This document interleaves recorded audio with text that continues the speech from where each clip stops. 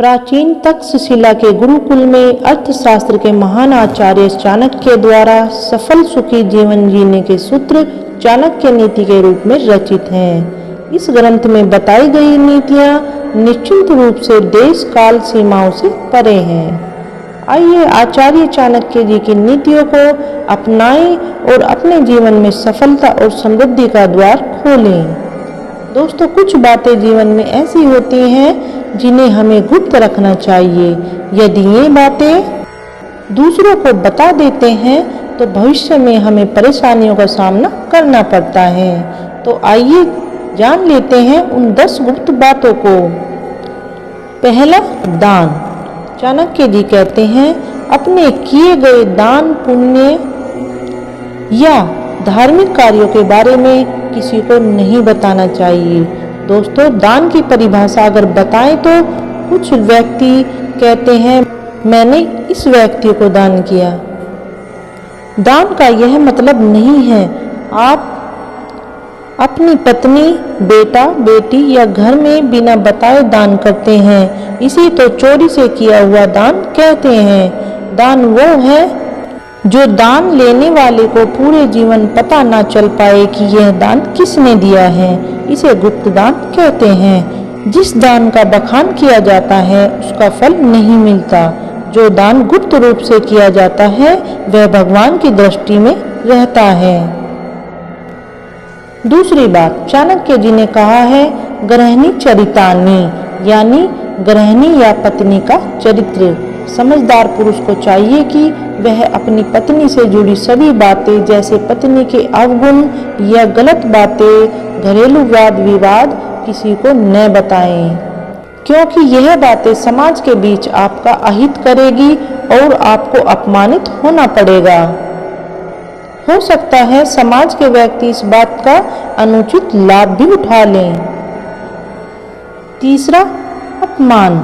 यदि किसी नीच व्यक्ति ने हमें अपमानित किया हो तो इस बात को किसी को नहीं बताना चाहिए। यदि सार्वजनिक रूप से आपका अपमान किया जा रहा है तो उसका जमकर प्रतिकार करें। फिर भी व्यक्ति को कभी कभी मजबूरीवश अपमान झेलना पड़ता है। अपमान को दिमाग में ज़्यादा दिन नहीं पालें, बल्कि इस पर विचार करें कि दोबारा कोई आपके साथ ऐसा न कर पाए। ऐसी बातों को प्रचारित नहीं करना चाहिए।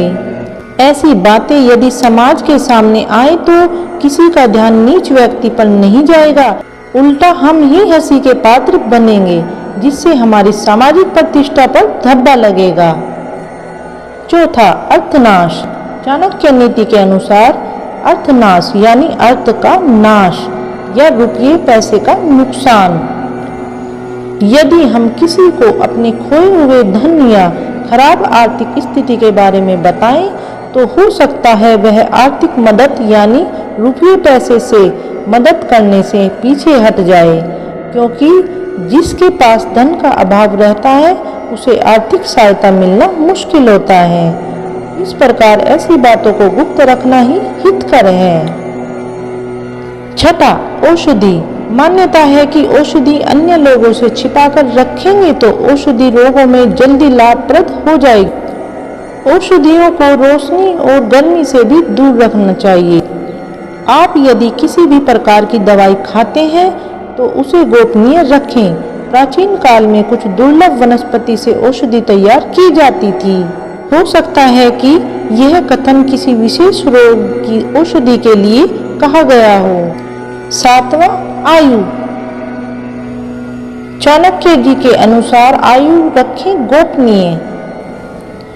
हालांकि कुछ लोग आयु जानते हैं और कुछ जानना चाहते हैं, लेकिन यदि कोई आपसे बिना किसी कारण के आयु पूछता है तो उसे बिल्कुल न बताएं। लेकिन वर्तमान में यह संभव नहीं है। लाइसेंस, पासपोर्ट या अन्य किसी कार्यों के लिए फॉर्म भरने के लिए खुलासा करना ही पड़ता है।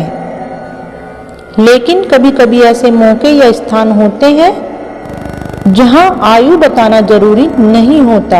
आजकल अनजान लोग भी पूछ लेते हैं कि कितने वर्ष के हैं आप। आयु छिपाना चाहिए, लेकिन दूसरों की तुलना में स्वयं से आयु छिपाना ज़्यादा फायदेमंद होता है। खुद से अपनी आयु छिपाना यानी किसी भी काम पर हमारी बढ़ती उम्र का बुरा असर नहीं होना चाहिए। उम्र बढ़ती रहेगी, लेकिन ऊर्जा और उत्साह में कभी कमी आनी नहीं चाहिए।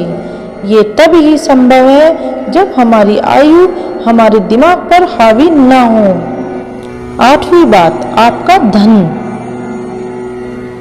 लोग जानना चाहते हैं कि आप कितना कमाते हैं। यदि आप सीधे सीधे नहीं बताते तो ये लोग दूसरे तरीके से पूछताछ करके अनुमान लगा लेंगे। हालांकि आप अपने धन को जितना हो सके गोपनीय रखेंगे तो आपके लिए अच्छा होगा।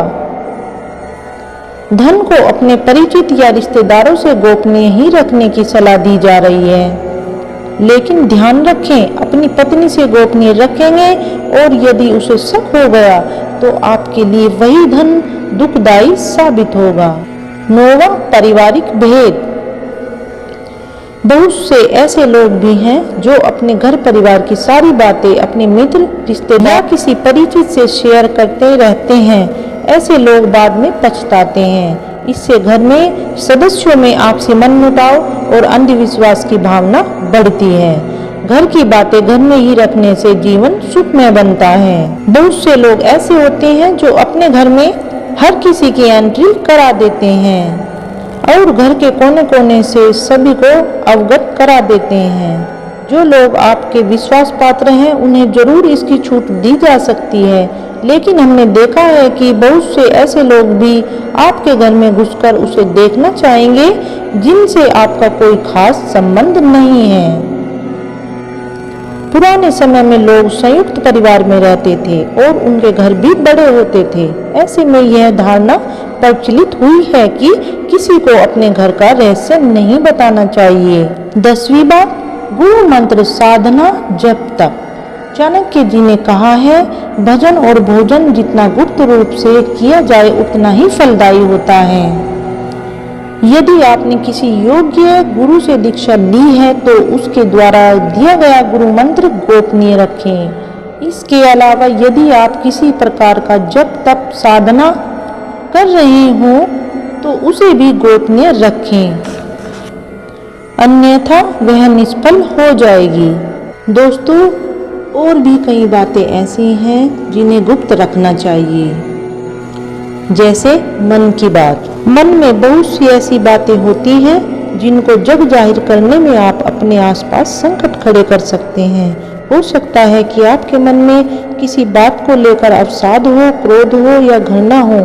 मन में हजारों तरह के विचार उत्पन्न होते हैं, लेकिन बुद्धिमान मनुष्य उन्हीं विचारों को व्यक्त करता है जो उनके हित में होते हैं। चाणक्य जी कहते हैं कि अपने अंतरंग पलों की बातें भी गोपनीय रखनी चाहिए। अपनी अयोग्यता या कमजोरी को रखें गोपनीय। हालांकि बहुत सी जगह या मामलों में इसे गोपनीय रखना घातक भी सिद्ध हो सकता है, लेकिन बहुत से मामलों में इसे उजागर करने से आपके साथ गलत व्यवहार करने लगेंगे या आपको मानसिक रूप से दबाने लगेंगे। आज के लिए इतना ही। तो दोस्तों, ये थे आचार्य चाणक्य जी के बेहद अनमोल विचार जो मैंने आप लोगों के साथ शेयर किए हैं। आई होप आपको मेरा यह प्रयास अच्छा लगा होगा। दोस्तों, मेरे इस वीडियो से आपने क्या सीखा, आपको क्या समझ आया, हमें कमेंट में जरूर लिखिएगा और हमारा चैनल सब्सक्राइब कीजिएगा, लाइक कीजिएगा, बेल आइकन को प्रेस कीजिएगा। जय माता दी दोस्तों।